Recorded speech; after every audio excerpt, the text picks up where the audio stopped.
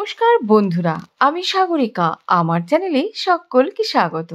আশা করি আপনারা সকলেই ভালো আছেন, আমিও ভালো আছি।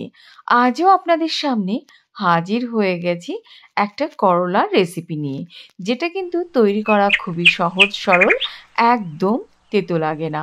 আর তেতোর জন্য কিন্তু বাচ্চারা করলা খেতেই চায় না, ইভেন বড়রাও পছন্দ করে না। যদি আপনারা এইভাবে রেসিপি তৈরি করে বানিয়ে খেয়ে থাকেন, তাহলে কিন্তু বারবারই খেতে ইচ্ছে করবে, কারণ করলা একদমই তেতো লাগবে না। আর বাড়ির ছোট থেকে বড় সকলেই কিন্তু সানন্দে খেয়ে নেবে। তো আসুন, প্রথমে আমি আমার কিচেন গার্ডেনের অর্গানিক টাটকা ফ্রেশ করলাগুলো তুলে নিই। দেখুন, এখনো শহরে সকলেরই বাড়ি, জায়গা বিশেষ একটা থাকে না, কিন্তু প্রায় আগের বাড়িগুলো বড় বড় হতো, আনাচে কানাচে কিন্তু প্রচুর শাকসবজি হতো।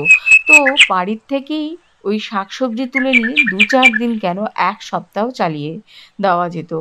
আর শীতকালে তো কোনো কথাই নেই, ওলকপি, ফুলকপি, লাউ, কুমড়ো, উচ্ছে, সব রকমের ডাঁটা এবং লাল শাক, প্রচুর শাকসবজি চাষ করা হতো। আমার বাড়িতেও জায়গা রয়েছে, কিন্তু পেছন দিকে ছোট্ট একটা কিচেন গার্ডেন করা হয়েছে। দেখুন, লাউ গাছটা তো বেশ বড় হয়ে গেছে, আর প্রচুর কিন্তু করলা বলুন, উস্তে বলুন কিংবা উচ্ছে বলুন তৈরি করা হয়েছে। তো যাই হোক, পাচ্ছি টুকটাক। আর আমাদের ছোট ফ্যামিলির জন্য কিন্তু এটা অফুরন্ত। সবচেয়ে বড় জিনিস যে টাটকা, ফ্রেশ এবং অর্গানিক সবজিটা আমরা পাচ্ছি।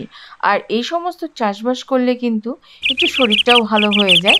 ওই বলতে পারেন যে একটু ব্যায়ামের মতন হয়, নিজের শরীরচর্চাও হয়, তার সাথে হচ্ছে আপনার এইরকম ফ্রেশ সবজিও পেয়ে যাবেন বন্ধুরা। ভীষণ ভালো লাগে এরকম টাটকা ফ্রেশ সবজি তুলে রেসিপি শেয়ার করতে। দেখুন কতগুলো করলা আমি তুলেছি, ওই দিকেও কিন্তু শ্বশুরমশাই মানে করলা তুলছে, কিন্তু সেটা কিন্তু ভিডিও করতে পারি না, কারণ জমিটা কিন্তু লেভেল না, এখনো পর্যন্ত প্রচুর মাটি ভরতে হবে। তো ওই পাশে গিয়ে ভিডিও করা পসিবল না। এখন কাজবাজ হচ্ছে, নো ডাউট আপনাদের বলেছি যে আমি টুকটুক করে সব কিছু শেয়ার করব। আর বলুন তো কি, এই যে লাউয়ের ডগাও কিছু নিয়ে নেব।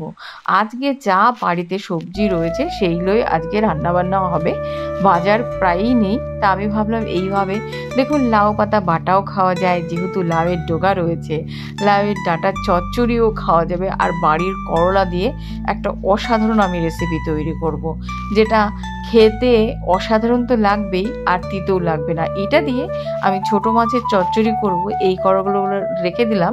আর অপরদিকে আমার শ্বশুরমশাই কিন্তু প্রচুর করলা নিয়ে এসছে, কিছু শাক পাতা নিয়ে এসছে। টুকটুক করে বন্ধুরা হচ্ছে, এখনো পুরোপুরি সবজি পাইনি। দেখুন টাটকা এবং ফ্রেশ, কত সুন্দর। আর মোটামুটি এইগুলো হচ্ছে রোদ পায় বলে ভালো হয়েছে। দেখবেন রোদ পেলে পরে, অর্থাৎ সানলাইট পেলে পরে কিন্তু শাকসবজি ভালো হয়।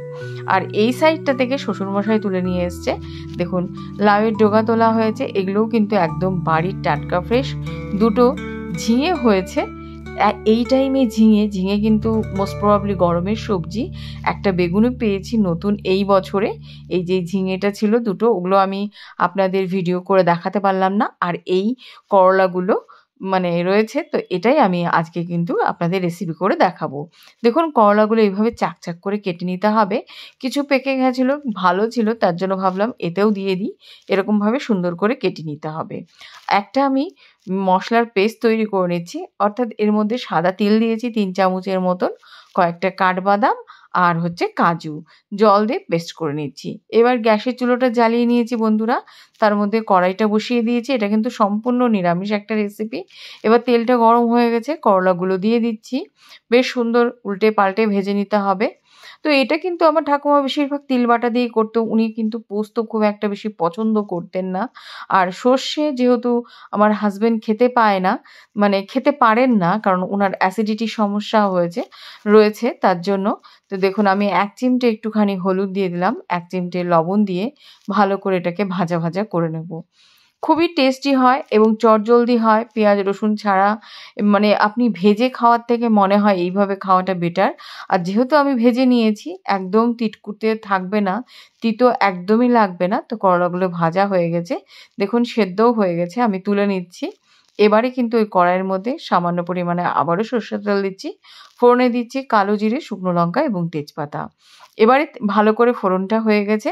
যে মশলার পেস্টটা ছিল সেটা আমি দিয়ে দিলাম। এখানে মশলা বলতে তিল এবং কাজু আর কাঠবাদাম ছিল। আর এখানে আমি স্বাদ অনুসারে লবণ এবং হলুদ গুঁড়ো আর কয়েকটা কাঁচা লঙ্কা অ্যাড করে দিয়েছি বন্ধুরা। দিয়ে ভালো করে মানে কষিয়ে নেব। জাস্ট যেরকম করলা পোস্ত করা হয় সেভাবেই তৈরি করা হয়েছে। কিন্তু পোস্ত, সর্ষে এখানে কোনো কিছুই ব্যবহার করব না। তিল বাটা, কাজু এবং আমন্ড বাটা দিয়ে করব। দেখুন ভালো করে কষিয়ে নেওয়ার পর সামান্য পরিমাণে জল দিয়ে দিয়েছি। জল দিয়ে এটাকে একটু সেদ্ধ করে নেব। যেহেতু করলাটা ভাজাই ছিল, তো সামান্য একটু চিনি দিয়ে দিলাম বন্ধুরা।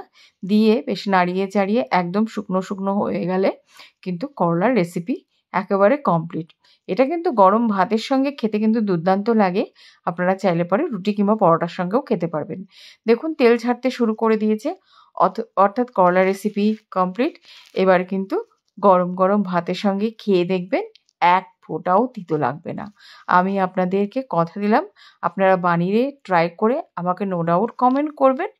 কমেন্ট করলে কি আপনাদের কমেন্ট পাওয়া মানে আমাদের সাহসিকতা বাড়া। ভিডিও করে আনন্দ পাবো তাহলে আমরা। তো যাই হোক, যদি রেসিপিটি ভালো লেগে থাকে অবশ্যই লাইক, শেয়ার, সাবস্ক্রাইব করে আমার চ্যানেলের সাথে থাকবেন, পাশে থাকবেন।